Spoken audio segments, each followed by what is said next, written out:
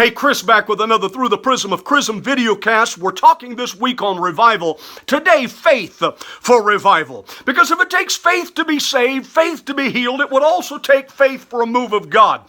Mark 9 and verse 23 says, if you can believe, all things are possible to him that believes. Not if God can do it, whether you can do it. So let's talk about faith for revival. First of all, I believe there is an outpouring and an ingathering before the uptaking. That's what Peter basically preached from the staircase of the upper room in Acts chapter 2, when he said, this is that. In other words, the outpouring that was being seen was a fulfillment of Joel 2 and verse 28, where it said, it will come to pass afterward, saith God, that I will pour out of my spirit upon all flesh.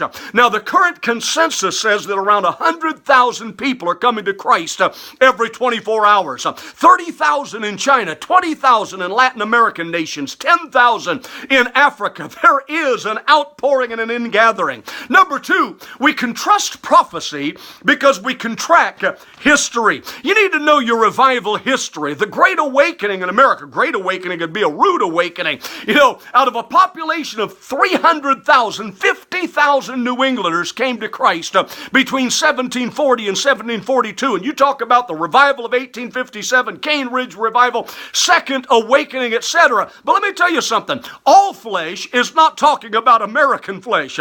Winky Pratney, in his revival classic, catalogs revivals all around the globe. Nagaland, India, Argentina, UK, New Hebrides, Ireland, in Germany, listen, and many other places. In Herrnhut, Germany, in 1722, the Moravian revival broke out, and 100 years it lasted with 24-hour round-the-clock prayer. Think about that. You can trust prophecy because you can track history. Number three, heaven doesn't make a move till the church makes her move. You know, in the game chess, it's illegal for one party to make a move until the other makes a move. And the church has to move. Listen, for there to be a movement, there has to be a motor. A car requires an engine. A bicycle requires leg muscles. A drone requires a battery pack. The battery pack of revival is prayer. And then number four, if you want revival, prepare for upheaval. I said an emergency room is a messy, bloody place. Revival brings upheaval. The first key is that you have to prepare. If Noah truly believes that God's going to fill his ark, then he has to bring hay and provisions and oats, and he has to start making pens. And that's what he did because he believed, okay? Mario Murillo said, planning for revival goes with praying for revival. If we ask for something we can't possibly accommodate, it can only mean that we don't expect it. And revival is upheaval. You know, when 50,000 new visitors a week started coming through the Brownsville Assembly of God in Pensacola a few years ago, that was upheaval. Imagine what it did to their new carpets. Imagine what it did to their toilet facilities.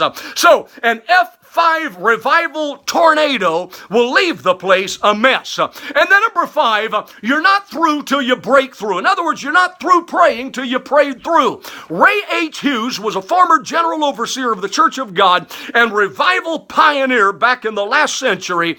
He said in the old days of revival, we didn't get a break till we got a break. What do you mean by that? In other words, they kept having revival night after night, kept pouring hot lead into that hole until something broke. Today, if God moves, you might add a few nights of revival, but back then they went 2 weeks, 3 weeks, kept preaching, kept praying until God showed up. That's what happened on the day of Pentecost.